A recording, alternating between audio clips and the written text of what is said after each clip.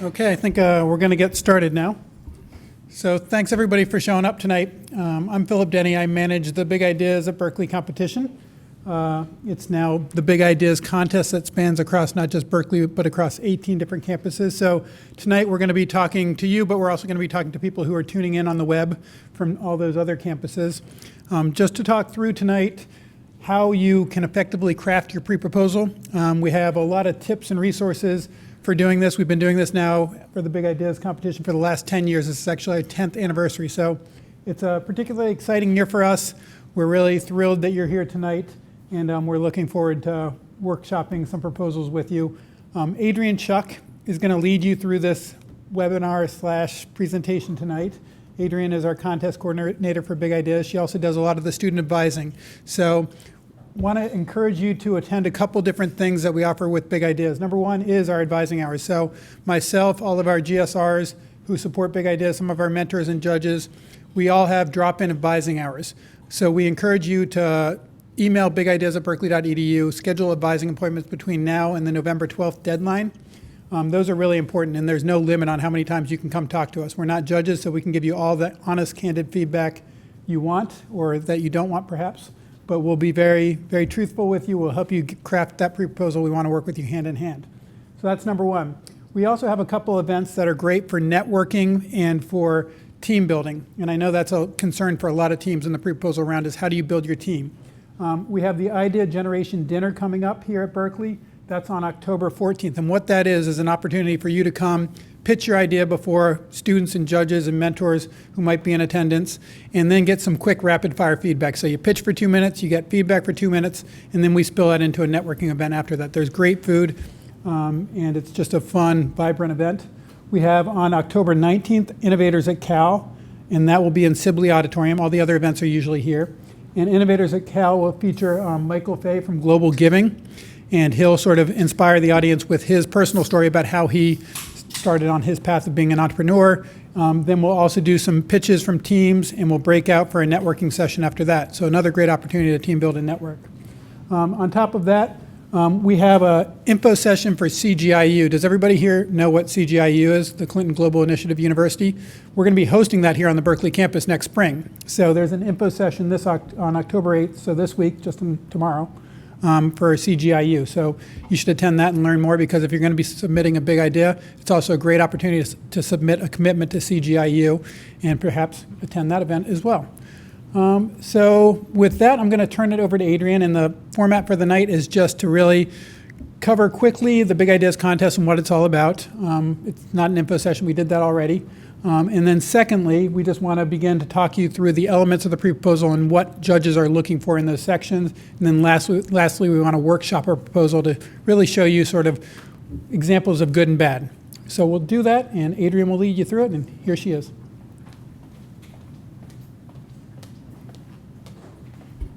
Thanks, Philip, for the introduction. I see a few stragglers coming in the back. Just make sure you sign in, which it seems like you guys are doing, and feel free to grab some food, and make sure that everybody has the 2 documents in the back. We want the Pico Pen pre-proposal example and the writing tips as well, and feel free to pick up a brochure if you haven't done so already. As Philip mentioned, we've already gone through a few info sessions, so we're just going to go through the really core components of the contest and make sure that everybody's on the same page, because we don't want anyone starting a pre-proposal and then realizing that they're not eligible for the contest. So I'll go through those components really quickly, and as always, this is a really interactive session, so interrupt me all the time for questions that you have. And for those of you who are webcasting into this event, please just email bigideas@berkeley.edu. There might be a little bit of a delay, but we'll be sure to get to your answers, to your questions by the end of the session. And then after we go through our pre-proposal example, we're going to open up for either advising hours or for you to meet each other as well. And all of the resources that we'll be using tonight are also available on the web if you're tuning in. And go to bigideas.berkeley.edu/workshops, and you'll see under the pre-proposal writing workshop for October 7th, 2 tabs, one for pre-proposal example number 1 and one for writing tips. And those are the 2 documents we'll use tonight. Okay, I see a lot of familiar faces, so by now, all of you should know that Big Ideas is a year-long annual student innovation contest that provides funding, encouragement, and support for graduate and undergraduate interdisciplinary teams to develop a creative solution to a pressing social problem. So every year, we give away approximately $300,000 in prizes. You can win up to $10,000 just for your proposal alone, and there are a few other opportunities to win additional grant money. Additional prize money, not grant money. And this year we have 9 categories. And it's important to know that all of the eligibility varies for each participating school involved. So for example, improving student life is a category that's only open to Berkeley students, and mobiles for reading is a category that's open to everyone across the 18 different schools. So we cannot emphasize more that you need to go to our website, check to make sure that your campus is eligible for each category that you want to apply to. And the worst case scenario is if you've written your pre-proposal and then you go to our website and start to discover that your campus can actually apply to this category. That's a real scenario that actually happened last year with a team who had developed an entire pre-proposal, went to submit it on the November 12th of last year, and found out that that category wasn't eligible for the campus they were attending. So fortunately, in that scenario, they were able to apply to a different category because it fit into IT for Society as well. But just make sure you check. And moving on to the 2 biggest rules of the competition.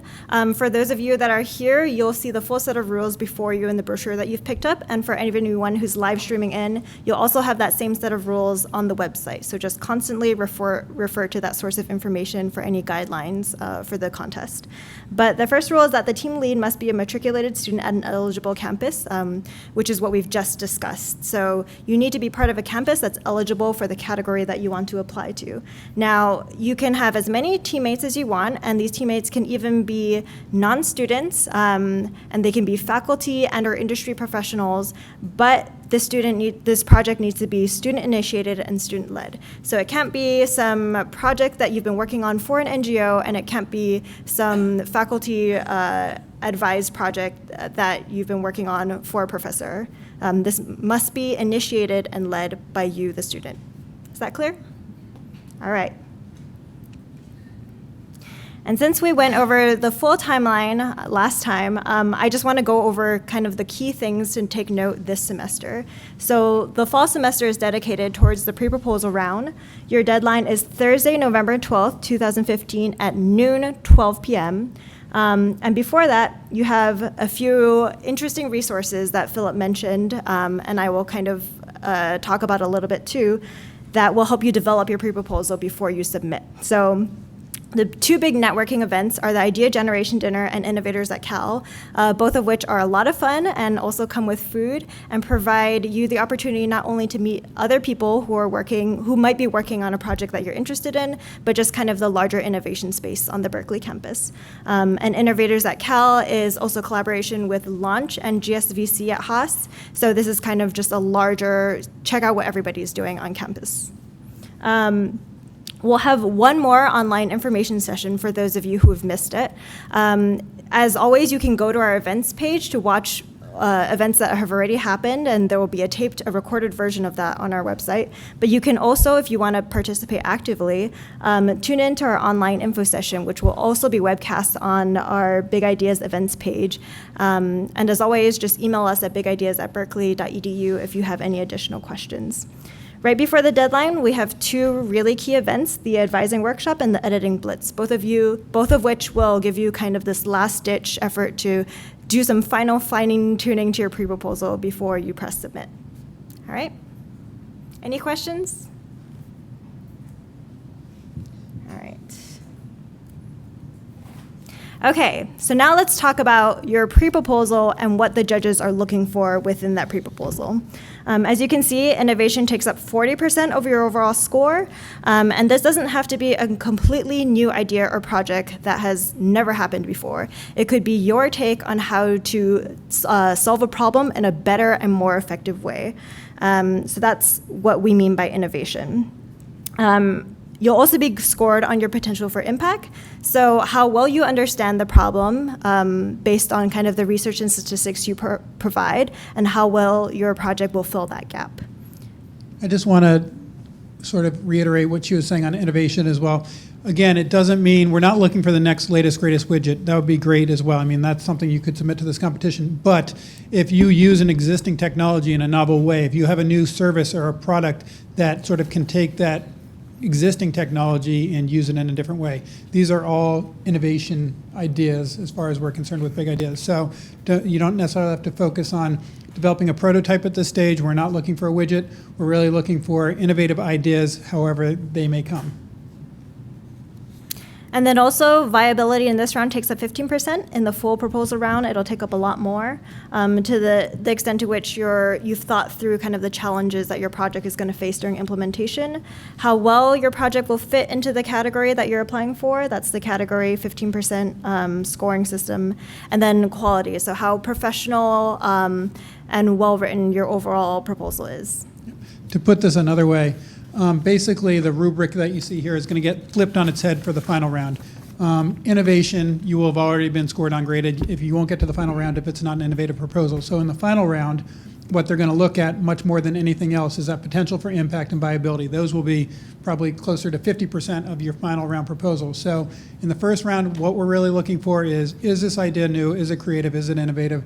And then once we know that and you're in the final round, then it's really focusing on viability and impact. And that's how you work with your mentor and the Big Ideas team during that final round process.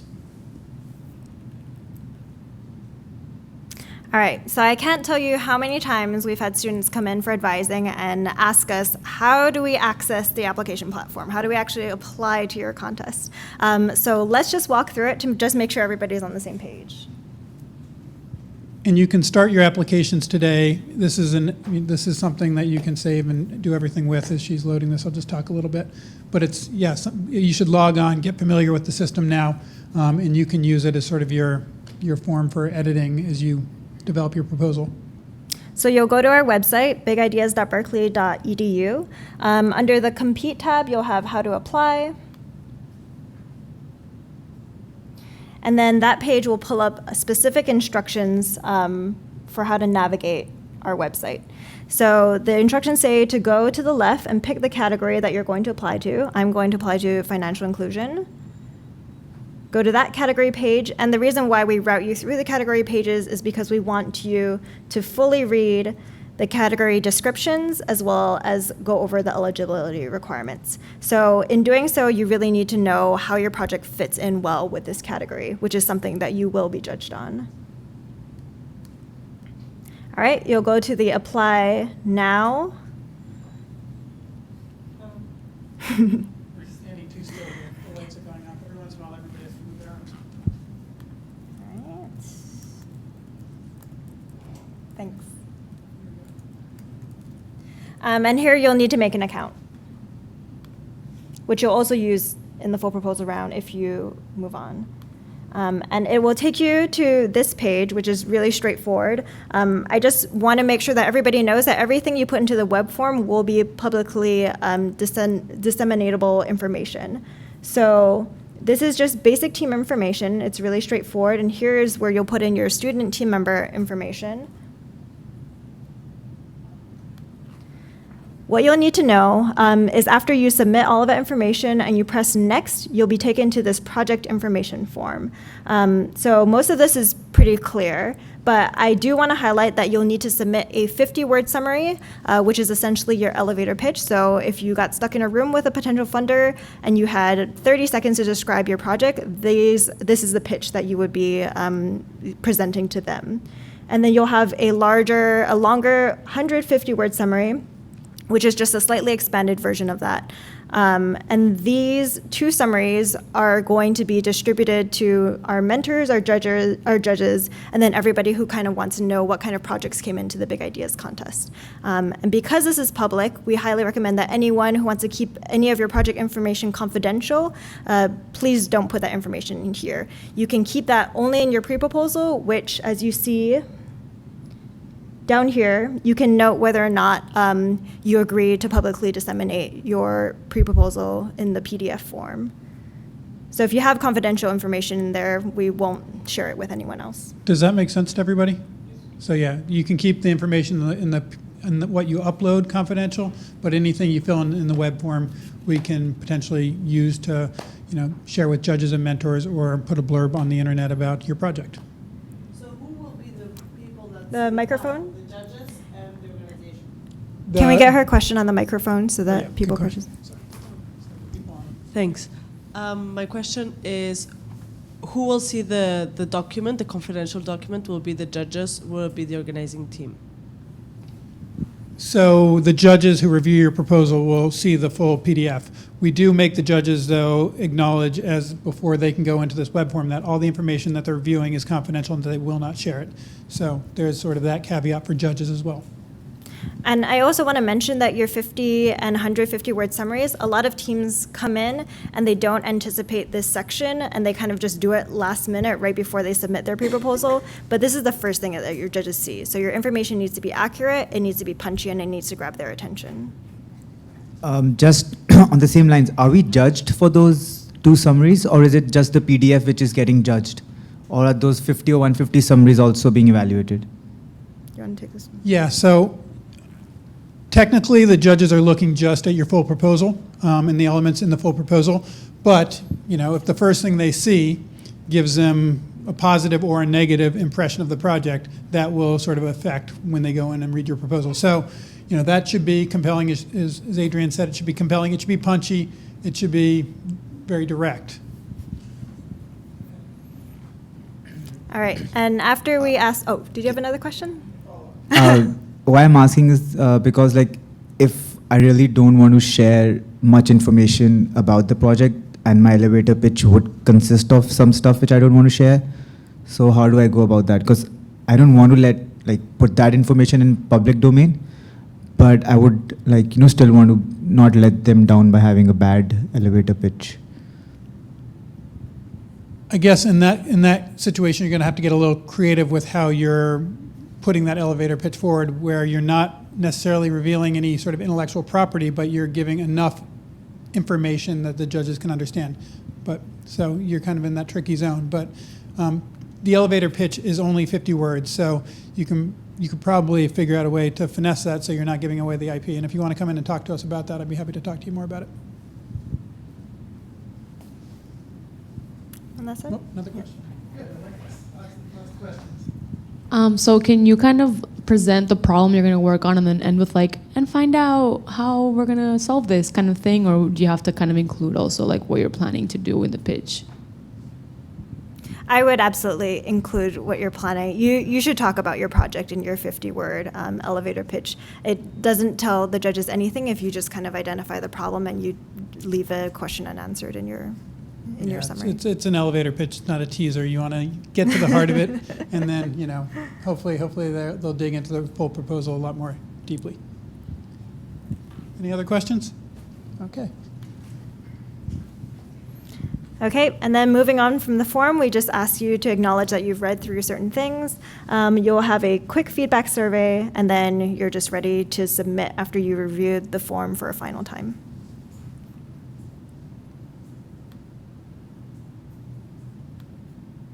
Okay, back to our Prezi. So just some general rules for you to remember. This is a 3-page hard limit. So for those of you who participated in the past, you know that we've done a 5-page limit with a timeline and budget included. And this year for the pre-proposal, we've eliminated the timeline and the budget because we really want you to focus on developing the core components of the pre-proposal, which I'll go through in a little bit of time. But make sure that your document is PDF'd, that it's in 12-point font, Times New Roman, 1-inch margins, and that you have page numbers, and then no appendices for this round. So in the full proposal, you'll have lots of opportunities to put in appendices, but for your 3 pages, we won't allow that. Although your references are not included in your 3-page limit, although your team bios are.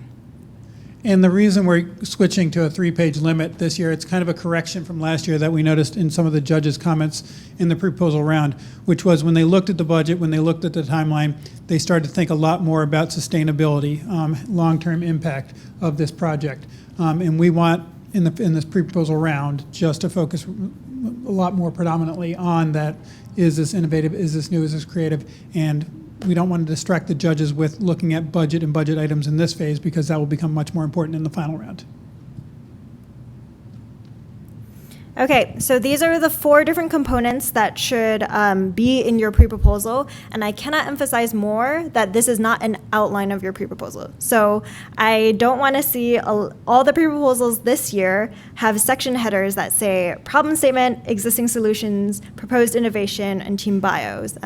How you format your pre-proposal, as you will see with the Pika Pen example that we're going to talk about, is completely up to you. You know your idea the best, and you know how to convey your idea the best. So even if you wanted to do maybe a 3-page pre-proposal that's entirely one graphic, as long as you cover the different things that we're going to talk about in a little bit, then you're fine. But these are just components that you need to have in your pre-proposal. It doesn't say anything about order or format or anything like that. Is that clear? All right. So let's talk about your problem statement. This is your opportunity to show the knowledge and research that you've done to understand the problem that you will be addressing. So it's research and statistics on the problem, research and statistics on the community that you'll be serving or the market that you'll be entering, backed up with kind of personal anecdotes or information on your passion and dedication to the problem. We would highly recommend, and this you can see this on your tips sheet that's in front of you as well, don't make your appeal overly emotional. You need to back up whatever you have with relevant research and statistics that can really prove that this is a very pressing issue. But you also don't want to only have statistics too. Judges really want to see that you have a personal and passionate dedication to the topic that you'll be addressing. Just a note also on providing a lot of statistics, you don't want to be using a lot of irrelevant data. So if you were talking about water and sanitation issues in Cambodia, you could potentially talk about poverty rates and kind of characterize what poor people look like in Cambodia, but it's more effective to maybe say that 2/3 of Cambodians don't have access to improved drinking water sources, and that diarrheal diseases are the #1 cause of death for children in Cambodia. So really be as specific as you can with the data you provide. The more targeted it is and the more it relates to the population that you'll be talking about, the more relevant your data will be. Make sense? Okay. Yeah, to put that in a nutshell, judges will respond to passion and they will respond to sort of knowledge. So if you can show those 2 things in your problem statement, the energy behind this project, how passionate, maybe a personal connection or a personal anecdote to this without getting overly emotional. If you can do that, judges do respond, and that really grabs them. That's a great way to grab judges right out of the gates, is to talk about your personal connection to the community you're serving, how you went into that community, how you saw this need. That's a really good way to grab judges right up at the front, and then start getting into the problem with the research, with the statistics to back it up. All right, the next section is existing solutions. And this is a new part that we've added to the pre-proposal guidelines, because over and over we saw student teams come to us and they have no idea of who their competitors are. And this is one of the biggest problems that I see in advising. I will ask a student, like, what are other people doing in this field? What are the similar things that are happening, and what are the challenges they've been facing, and what have they been doing well? And I would say 90% of the time the student isn't able to tell me kind of who the competitors are. So do your background research. For a 3-page pre-proposal, this is probably one of the best things that you can do, because it'll also shape kind of your value proposition for your project, and how it is strategic in that space. Yeah, it's a natural tendency not to want to bring up competition, not to want to bring up challenges you may face, but these are exactly what the judges are being asked to think about as well.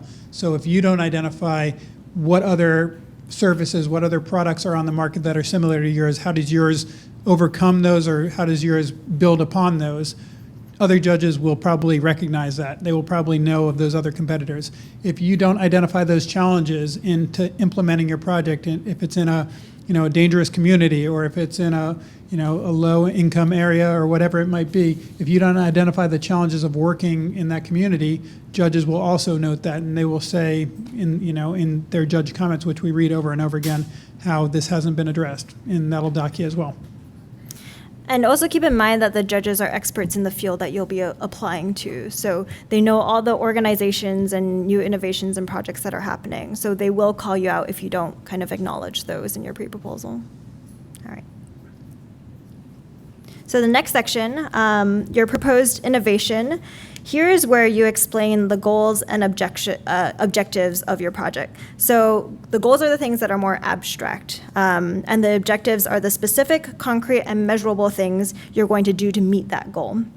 For example, my goal would be to reduce poverty in the Bay Area, and my objective is to create a one-year job training program for 100 people in Alameda County that provides workshops on career advising, resume writing, and then I'm going to track whether or not they retain these jobs for longer than 1 year after they graduate from the program.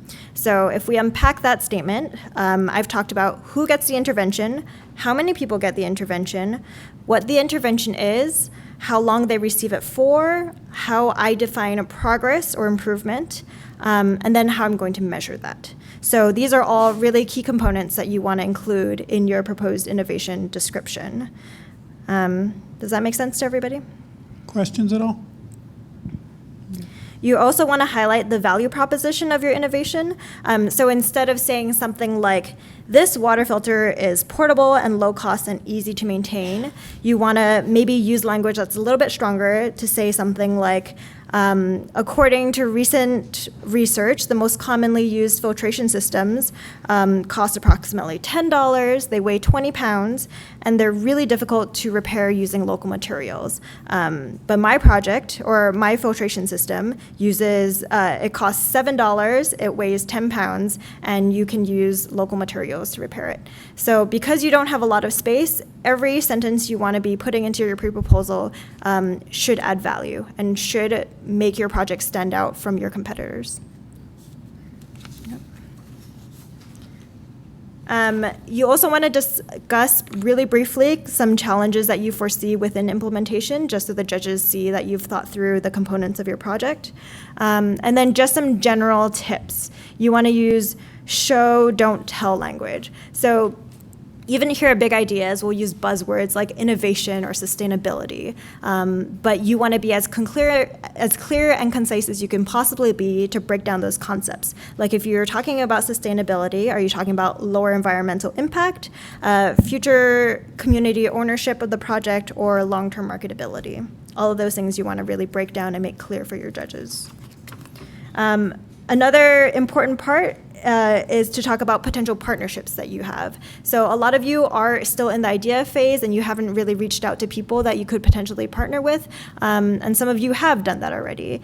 But it adds a sense of legitimacy to your project, and judges really like to see that you've reached out to people, you started talking, and you're in these conversations about potential partnerships.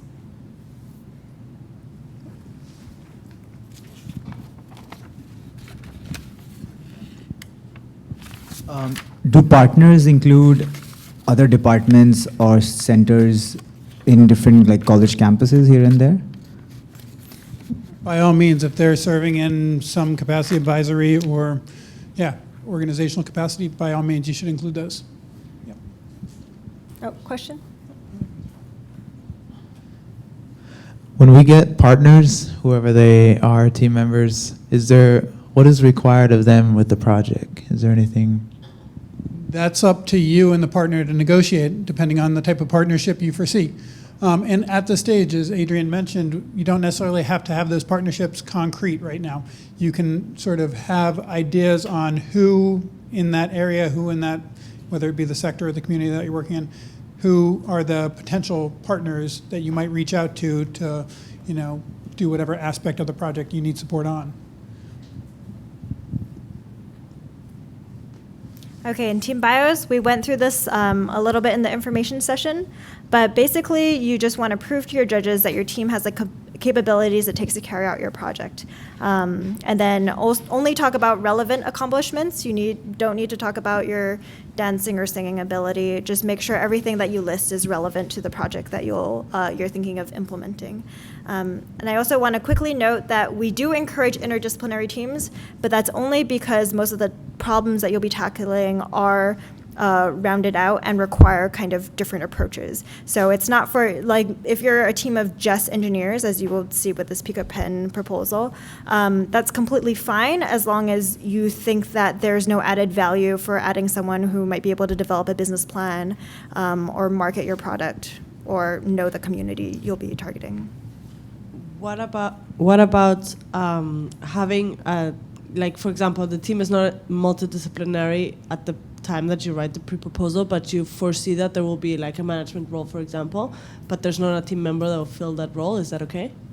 Absolutely. All you need to do in your pre-proposal is just list in the bio section that you intend to recruit that expertise in the full proposal round, and then also, if possible, your strategy for doing so as well. Yeah, this is the ideation process. We at Big Ideas are recognizing that most of the teams that are applying have never gotten any funding. A lot of the teams are just getting the ideas out of their head for the very first time and onto paper. So we're not expecting prototypes. We're not expecting partnerships. We're not expecting fully formed teams at this stage. But you should have an idea and convey in your proposal how you're going to get there. Okay, the last thing I want to do on a Wednesday night at 7:09 is give you guys homework. But I wouldn't do it unless I thought it would be During midterms. during midterms. But I wouldn't do it if I didn't think it was of great value to you. So we're going to really quickly look over this pre-proposal example and kind of talk about the strengths and weaknesses that are there. So it seems like all of you have kind of paired off very naturally. So I'm going to give you 2 minutes to read and then 2 minutes to talk to the person next to you. I think you might need to do a team of 3 here. The strengths and weaknesses that you see in the pre-proposal based on all the things that we've just talked about. And this is very low stress. We'll go over this together, but just start to brainstorm what they could do better and the things that they do well. And again, if you're tuning in on the web, those pre-proposal examples are available probably above where you're looking at the webcast in the blue links. It's bigideas.berkeley.edu/workshops, and then click on the pre-proposal example number 1.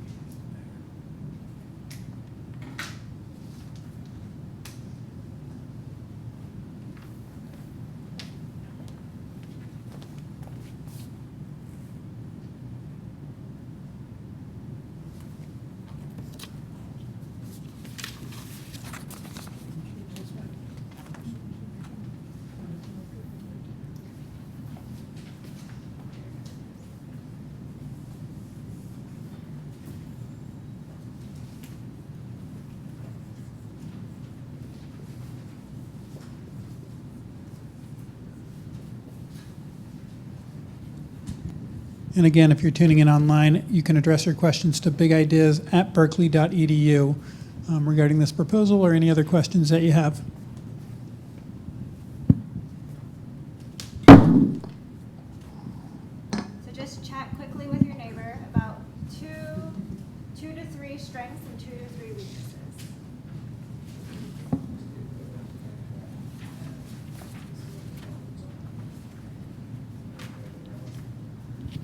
This is an actual project that won about 2 years ago, maybe 3 now.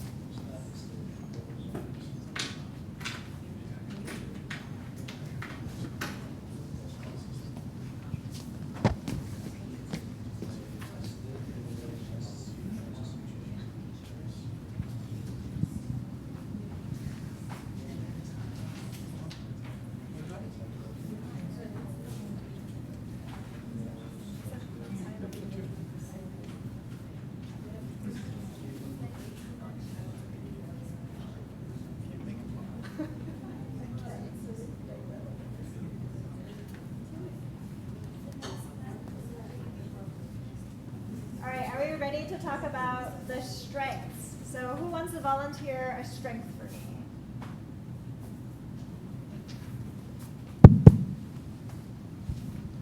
They have a clear plan for the approach and iteration of their device, so they've got a very set development path for what they're doing. So a clear plan. Yep. Clear plan for development, that's number one. Clear outline on the existing solutions.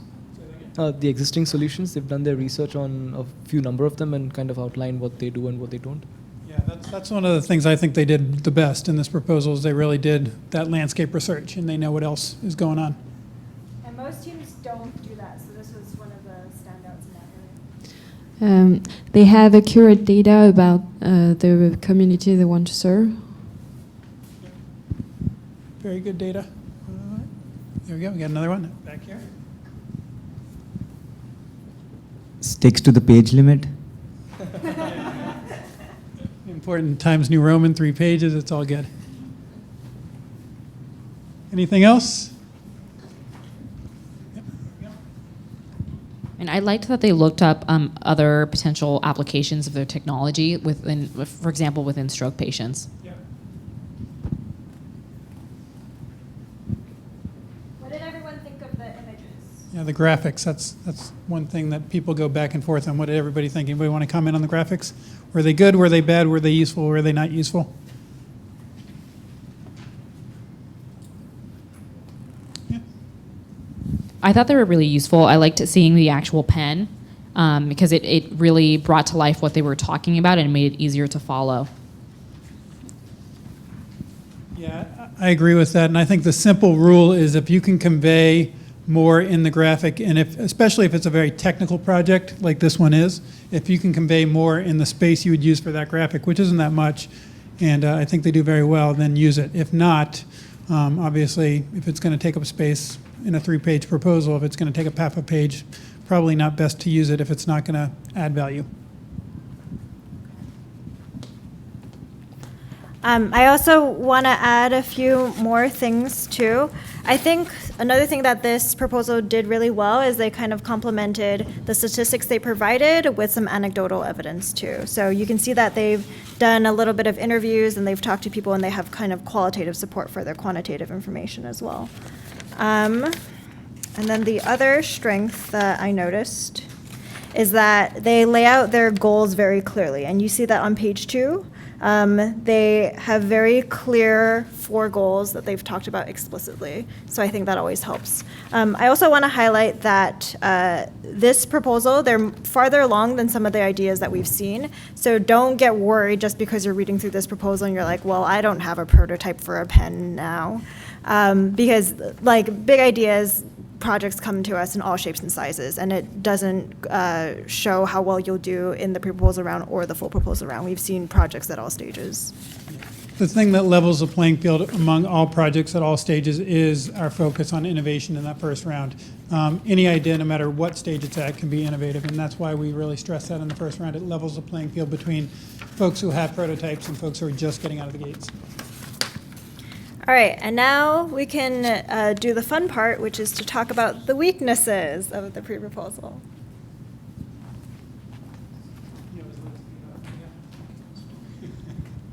In contrast to their plan for development, their plan for actually marketing and getting it manufactured is extremely weak so far. They don't really present anything except saying, we'll look at large-scale manufacturing, which is most likely going to be significantly more complicated than they're expecting.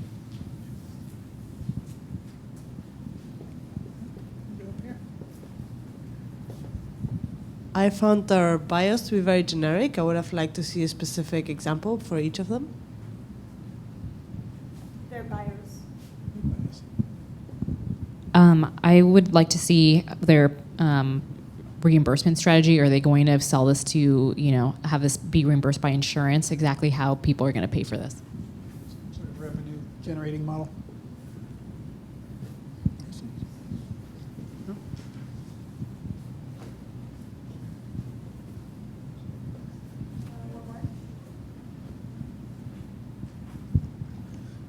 The only thing I don't particularly see laid out in this, unless I missed it, was just replaceability, whether or not something that can, like if the battery goes out or something, if that can be easily replaced or if it requires an entirely new unit. And I mean, that's not a lot that they need to cover, but it's still important depending on what their final price point is. Anybody else? I'll talk about the one that I see is probably, okay, that I see is probably the most glaring in this proposal. This is written by a bunch of engineers, and it reads as if it's written by a bunch of engineers, which it's very highly technical. And you have to be able to speak to the folks, the judges in your category who have that technical expertise, but you're also going to be speaking to folks who are coming out of the startup environment, who might be working on, you know, business plan development or something else that's not as technical. You have to speak to a wider audience than just engineers. So I think they could have done that a little bit better with this proposal. And folks like me who have a political science degree, this just goes whoosh, right over my head. So you got to be able to speak to everybody, a wide audience, and this proposal could have done a better job. Yeah, I would completely back that up. I think it's great. They've clearly done their research and they can describe their project really well. But if this project was applying this year, it would apply to probably the global health category. And you have to assume that health professionals are not going to know what you're talking about when you're talking about something as detailed and technical as this. So even if they had someone come in and even describe the problem in a slightly more human way, maybe talk about the personal experiences of this problem, then I think it would have been a little bit more effective than it is. All right. And then just a quick note on the reimbursement and replaceability. Those things are great to incorporate. We're not explicitly asking teams to do that at this stage. It's great to kind of think about it, maybe put in 1 or 2 sentences, but that is definitely something that will be hashed out in the full proposal round in detail, but also great things to consider. Okay, so we just did that exercise. If you want a little bit more practice, I have a problems definition in the back that we can kind of hash through too, but I have a feeling that teams want to break out, talk to us for advising, maybe even meet each other. So we can open this up to Q&A and then potentially into advising hours if that works with you Adrian guys. and I will stick around as long as you guys want us to stick around, and we're happy to, if you have something already drafted or whatever, if you just want to talk through your proposals, we're here for however long we're needed. Yeah. Does anyone have any questions for the group? No? Oh, one there. So what if you have 2 ideas within the same category? As a student, can you do that, or is it, does it have, yeah? So you have 2 different ideas that you want to apply for in the same category. Yeah, that's allowed. You just can't have, you can't apply to 2 different categories with the same idea. That's the only thing you can't do. You can have as many ideas as you want and apply to the same category with those ideas or many categories with those ideas. Mm-hmm. Perfectly fine. And we often have people do that. Is there a single winner? Okay, that's a good question. So each category has multiple winners. We have, you know, first place, second place, third place, and honorable mention. Sometimes we'll have co-first place winners. It really, the goal of Big Ideas is to fund as many viable proposals as we can. So we look at the pool of funding we have available in each category, and we look at how many viable proposals we have in each category. And typically a first place proposal will get $10,000, which is the top prize. And then we look at sort of how many other proposals we have and sort of look at their budgets and try and figure out how we can fund them all.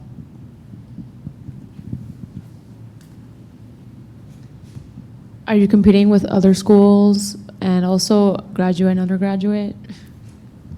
Yeah, great question too. It's a free-for-all.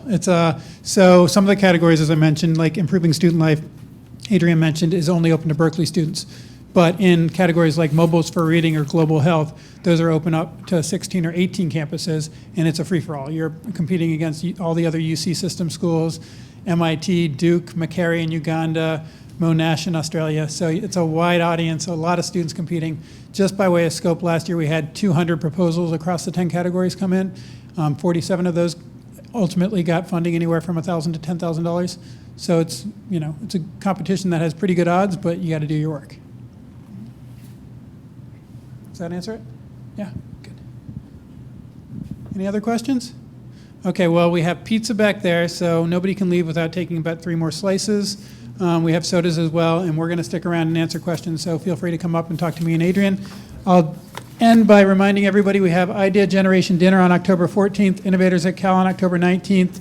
CGIU info session on October 8th. So please join us for all those events, and we hope to see you soon. Thanks.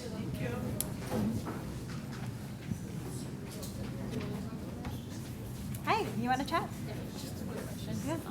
For the dinner, do we have to sign up or anything, or just show up? You have to RSVP. There's a little RSVP down here.